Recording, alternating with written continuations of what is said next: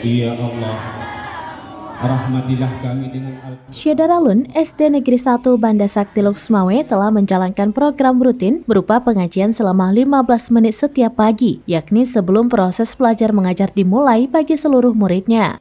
Proses pengajian selama ini dibimbing langsung wali kelas masing-masing.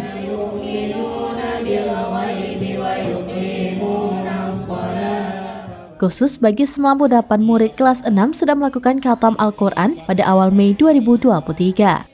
Sehingga pada Sabtu 13 Mei 2023 pagi, pihak sekolah menggelar kegiatan pembagian sertifikat kepada murid kelas 6 sebagai bentuk penghargaan setelah khatam Al-Quran pada program pengajian tiap pagi tersebut. Pembagian sertifikat berlangsung di halaman sekolah setempat. Secara simbolis, pembagian sertifikat dilakukan Kepala Dinas Pendidikan dan Kebudayaan Kota Luxmawe, Aharis, diikuti Ketua Komite Sekolah Ridwan Jalil, dan terakhir dilakukan Kepala SD Negeri 1 Luxmawe, Effendi SPD MPD.